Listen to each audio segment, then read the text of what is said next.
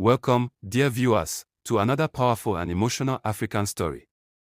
If you're new here, please don't forget to subscribe to the channel. And if you've been with us for a while, thank you for your continued support. As you watch, feel free to share your thoughts in the comments. Your engagement means so much to us. Remember to like the video, share it with someone who needs to hear this, and stay tuned till the end.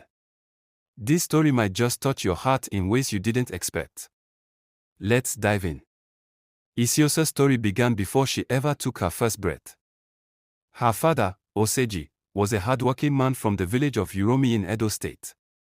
He was known for his kindness and honesty, respected by everyone who knew him. Oseji had dreamed of a happy family, especially the day he found out his wife, Itohan, was pregnant. He could not wait to hold his child, to watch her grow, and to give her the best life he could. But fate had other plans. Before Eseosa was born, Oseji died in a terrible accident on the highway. A reckless driver lost control and crashed into his car. News of his death shocked the family and the entire village. Itohan, heartbroken but strong, continued her pregnancy alone. 2 days after Eseosa was born, her mother passed away too. The doctors said she had died of complications after childbirth. But in the village, everyone whispered another story. They said it was a spiritual attack, a curse sent by a jealous man who wanted to harm the family. That man was Uncle Ideki, Oseji's younger brother. Ideki had never liked the family. He was known for his bad temper and strange habits. The villagers often saw him talking to mysterious spirits deep in the forest, making sacrifices and asking for power. He was jealous of his brother's success and happiness, and some believed he wanted to destroy the family from within. After the death of Oseji and Itohan, the baby Eseosa was left alone in this world, helpless and fragile. Luckily, her mother's junior sister, Ivie, took her in. Ivie was kind-hearted at first. She promised to care for the baby as if she were her own. She sang soft lullabies in their native Esan language, held Eseosa close, and fed her warm pap every morning. The village admired Ivie's kindness. "You are a good woman," they said, taking care of this child in such hard times. For a while, it seemed Eseosa's life might have a chance. But as the months passed, Ivie's kindness slowly faded. When Eseosa started to smile and laugh, people noticed something special about her. She had a light in her eyes, a grace in her steps that could not be taught. Strangers in the market would stop and smile at her. Customers at Ivie's buka often said, "This little girl is blessed. She will be great." But Ivie did not like the attention Eseosa was getting. Deep down, she felt jealous.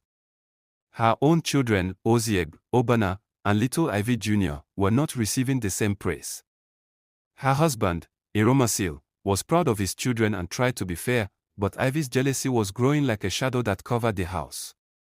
The change was small at first. Ivie would snap at Eseosa for little things.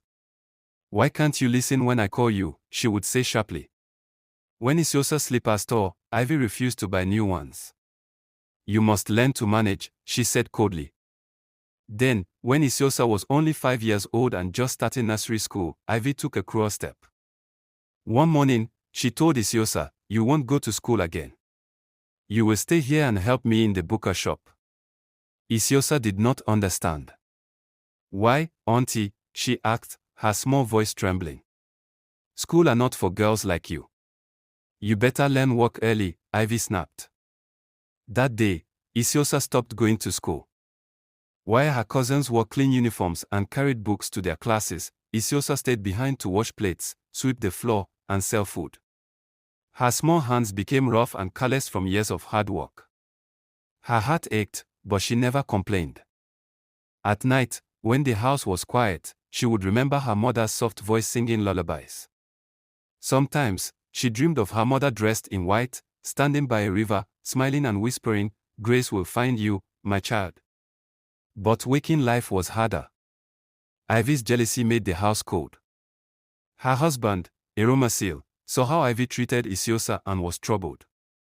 "Why do you treat her like a servant?" he asked Ivie one day.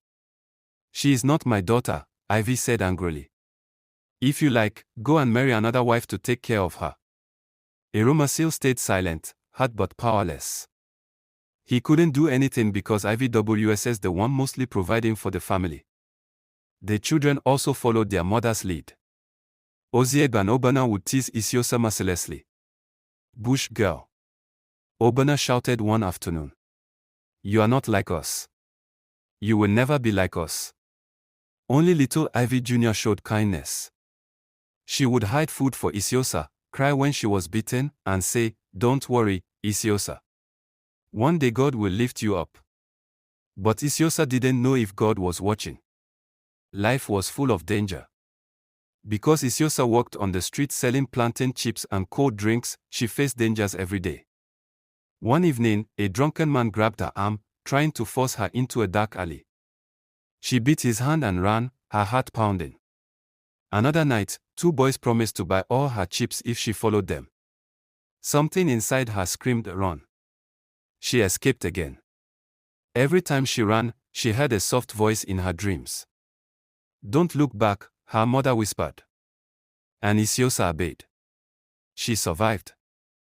But she was still just a little girl. Eseosa's life in Ivie's house was a daily battle. Though the buka was a busy place with many customers, the little girl was invisible to most. To Ivie, Eseosa was nothing more than a worker, a child who should be grateful to have a roof over her head. Ivie's jealousy festered every day, poisoning the home. It was not just that Eseosa had the glow of grace about her, but Ivie also feared what her own husband thought.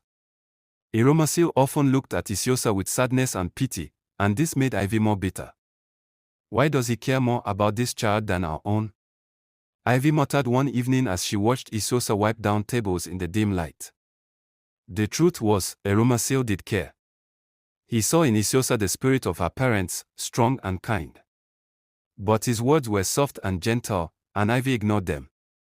"Bring me the plates," Ivie shouted at Eseosa. "Faster. You're not a small baby again." Eseosa hurried, her small feet aching from walking and standing all day. She was only 8 years old but already felt the weight of the world on her shoulders. Her cousins, especially Ozieb and Obana, joined in the mistreatment. They would take her food away and call her names. "You're a slave girl," Ozieb sneered. "You won't go school like us." The family's house was small and crowded, but still Ivie's children went to good schools. Ivie proudly bought new uniforms, books, and shoes for them. Her husband's salary barely paid for it, but Ivie never wanted to spend money on Eseosa. "She is not my child," Ivie reminded Eromasil when he protested. "She will remain here and work." One afternoon, Eseosa sat by the roadside, selling plantain chips and bottled water. She watched children her age carrying school bags, laughing and playing. Her heart ached with a longing she could not explain. "Why can't I go too?" she whispered. But no one answered. The street was noisy and dangerous. Drivers honked loudly, and hawkers shouted to sell their goods. Eseosa's voice was small and soft as she tried to call customers. She sold what she could and took the little money to Ivie's buka. "NKO. More plantain chips for sale," she called to passers-by, hoping someone would buy. One day, as Eseosa walked back home late, she saw a group of boys standing near the dark corner of the street. Their eyes glinted like wolves. "Hey, girl," one called. "Come here." Eseosa stopped, fear gripping her heart. "No, thank you," she said, quickening her pace. But they followed. "Why are you running?" "We just want to talk." Her legs moved faster now. Suddenly, she remembered a sharp rock near the street. She picked it up and held it tight. When the boys lunged toward her, Eseosa threw the rock. It hit one in the face, and they all scattered, yelling. Eseosa ran home, breathless and shaking. That night, she dreamt of her mother again. Itohan was standing by a river, shining with white light. "You are not alone, Eseosa," she said. "I protect you. Be strong." The dream gave Eseosa hope, but danger was never far. Another evening, as Eseosa walked through a crowded market to sell cold drinks, a man grabbed her arm. "Come with me," he hissed. Eseosa's heart pounded like a drum. She struggled and pulled free, running as fast as she could. But the man's hand scratched her cheek, leaving a mark that hurt her for days. When Eseosa showed Ivie the scratch, her auntie only frowned. "Stop making trouble," Ivie said. "You can't continue making trouble and think trouble won't find you." Eseosa cried that night, but the pain inside was deeper than the scratch. She wished she could run away anywhere but from here.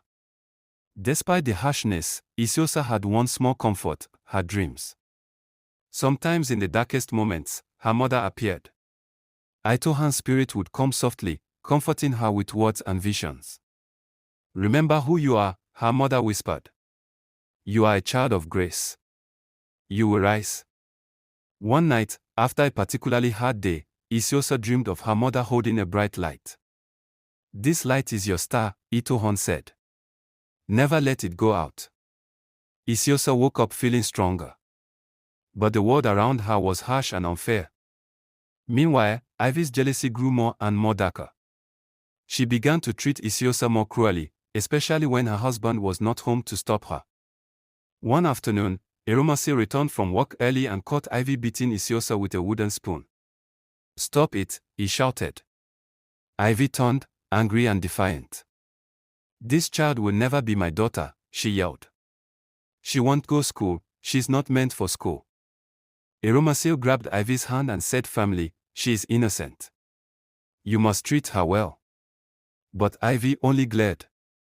"Maybe if you want, you take her and raise her yourself," she sneered. Eromase sighed, knowing there was little he could do. Eseosa's cousins were not kind either. Ozieg and Obana continued to bully her daily. But little Ivie Jr. was different. She often gave Eseosa small gifts and tried to protect her. "Don't listen to them," Ivie Jr. whispered one day. "I love you like sister." Eseosa smiled faintly, grateful for the small kindness. But even with Ivie Jr.'s help, life remained hard. Then came the night that would change everything. Some days after her 17th birthday, Eseosa was returning home late from selling snacks near a busy road. Suddenly, she heard cries for help. Following the sound, she found a young man lying on the ground, bleeding badly. He was badly hurt, beaten by robbers who had also stolen his car. People walked past, ignoring the man's desperate calls. Eseosa's heart raced. She could have run away, but something inside her said, "Help him." With all her strength, she lifted the man and carried him to a nearby hospital. She begged the nurses to treat him quickly. For hours, she waited, praying silently. At dawn, the doctor said the man would live. Eseosa felt a spark of hope in her chest. Little did she know, this man was no ordinary stranger. He was Emeka, a very young wealthy billionaire known for his business empire across Nigeria. The days after Eseosa saved Emeka's life were the hardest and most hopeful days she had ever known. At first, no one knew who she was. The hospital staff only remembered a small girl who had carried a badly injured man all the way there. They were amazed by her bravery. Word began to spread quietly in the city about the mysterious girl who saved the billionaire's life. Back at Ivie's buka, life continued in the usual way. Ivie still refused to send Eseosa to school, making her work from early morning till late night. "You will carry plate, wash spoon, sell food," Ivie barked. "School is not for you, you will waste my money." But Eseosa's heart was different now. She dreamed bigger. She dreamed of books, classrooms, and learning. She dreamed of a better life. Meanwhile, Emeka was recovering slowly in the hospital. His mind was never far from the little girl who saved him. "I want to find her," he told his assistant one day. "Who is this brave child?" Days passed, and Emeka's search grew. He used every resource, his network of contacts, security teams, and even media announcements. But Eseosa remained just a small shadow in the busy city. Back home, Eseosa's cousins were surprised when Ivie suddenly said, "You want to go to school, you want to be a graduate." "In which house?" "Never." The twins, Ozieg and Obana, smirked, happy to hear the words. But Ivie Jr., the kind cousin, looked sad. "Why not let her go to school, mommy? She is smart." Ivie scolded her sharply. Shut up. Don't you have eyes? Can't you see I'm doing this for you all? Eseosa, her husband, was powerless against Ivie's cruelty. One afternoon, Eseosa sat on the roadside selling plantain chips and mineral water singing. A man in a suit approached. Are you Eseosa? He asked gently. She nodded shyly. I am here from Mr. Emeka. He wants to meet you. Eseosa's heart pounded. The man led her to a big, shiny car. For the first time, Eseosa sat inside a vehicle that was clean and comfortable. She could not believe where this journey was taking her. At Emeka's mansion, Eseosa saw a world she had only dreamed of. The house was enormous, filled with beautiful furniture, paintings, and soft carpets. Emeka greeted her warmly. You saved my life, Eseosa. I want to help you. Tears welled in Eseosa's eyes. She had never felt so special. Emeka told her about his plan. I will send you to school. You will learn to cook, and I will help you become a great chef. I know you sell food for your aunt and I am sure you will be a good chef. Eseosa smiled shyly but her heart danced with hope. She was surprised how Mr. Emeka knew she had always wanted to be a chef. It was the happiest day of her life. For the first time, she felt that her mother's words were true. Emeka sent her to evening classes, paid for a good apartment for her. He paid for an Uber driver to be taking her to wherever she wants to. Eseosa studied hard, she was smart. Meanwhile, news of Eseosa's new life reached Ivie's booker. Ivie was shocked and angry. How can that poor girl be living like a queen now, she muttered. But the man's money was strong. She could do nothing but watch. Eseosa's school days were full of joy and challenges. She worked hard, learning everything about cooking and hospitality. She made new friends, and for the first time, she felt free. But memories of the past sometimes haunted her. She remembered the dark nights, the cruel words, and the loneliness. Still, Eseosa was determined. She wanted to show the world that she was more than her past. Back in Ivie's home, the once proud aunt grew quiet and bitter. Her own children had started to ask questions about Eseosa's sudden rise. Ozieg, why did you treat Eseosa badly? Look at her now, she's growing with grace. Ivie Jr. said. The family was divided. One day, Eseosa returned to visit Ivie's booker, now dressed in fine clothes and full of confidence. Ivie's face was a mixture of shame and jealousy. I'm sorry, Eseosa, she said softly. Eseosa looked at her, then smiled. I forgive you, auntie. The cousins who had mistreated her also begged for forgiveness. Eseosa's heart was full of love, not hate. Years later, Eseosa and Emeka married in a grand ceremony. It was a wedding of the century. Her journey from a poor street child to a respected international chef and wife of a billionaire was complete. They lived in a big house with flashy cars, but Eseosa never forgot her roots. She used her success to help other children like her, giving them hope and opportunities. Her mother's spirit continued to guide her, appearing in dreams with warm smiles. Your star shines bright, Eseosa, Itohan whispered. And so, the girl who was once lost found her way, showing the power of courage, forgiveness, and faith. Eseosa's life after marrying Emeka was a whirlwind of change, joy, and challenges she had never imagined. The bright lights of Lagos seemed to sparkle just for her. But deep inside, she kept the memories of her painful past close to her heart, a reminder of how far she had come. Back in her former street, Ivie's booker was quiet and empty without Eseosa's small hands running errands or selling food. The once lively shop had lost its shine. Ivie's husband, Eseosa, often sat quietly, shaking his head in disappointment. You should have treated Eseosa better, he said softly, but Ivie refused to listen. I was protecting my children, she would argue.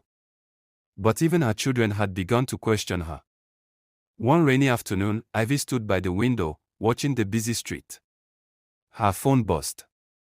It was a message from Eseosa. I am coming home, she said. Ivie's heart pounded. She didn't know if she was ready. When Eseosa arrived at her former, she was not the scared little girl anymore. She was a confident woman, dressed elegantly but with a humble smile. Her cousin stood awkwardly as she walked in. "I came not to bring anger or hate," Eseosa said gently. "I came to forgive." Ivie's eyes filled with tears. "I'm sorry for everything, Eseosa," she whispered. "I was jealous, and I was wrong." Eseosa hugged her tightly. The small street gathered to hear Eseosa's story. She spoke about her hardships, her dreams, and the power of forgiveness. Her aunt and cousins listened with heavy hearts. Eseosa's kindness changed them. They promised to do better. Meanwhile, Emeka supported Eseosa's vision to start a foundation to help poor children get education and skills. Together, they traveled to many villages, opening schools and centers. Eseosa never forgot the little girl who could not finish nursery school. She fought to give others a chance she never had. One evening, Eseosa sat quietly in her room. Her mother appeared in a dream, smiling warmly. "You have made me proud, my daughter," Itohan said softly. Tears ran down Eseosa's face. "Thank you, Mama," she whispered. Life was no longer a battle but a blessing. Eseosa had faced cruelty, danger, and despair. But through courage, faith, and love, she had rewritten her story. From a poor, rejected child to a beloved wife, successful chef, and community leader, her star shone brighter than ever. Her story was one of hope for millions, that no matter how dark the night, dawn always comes. And for Eseosa, that dawn was only the beginning. If this story moved you, don't keep it to yourself. Share your thoughts in the comments, we'd love to hear your perspective. Make sure you subscribe to the channel for more inspiring and emotionally powerful African stories. Like the video, share it with someone who needs to hear this, and turn on notifications so you never miss a new story. Because sometimes, the most painful journeys lead to the most beautiful destinies.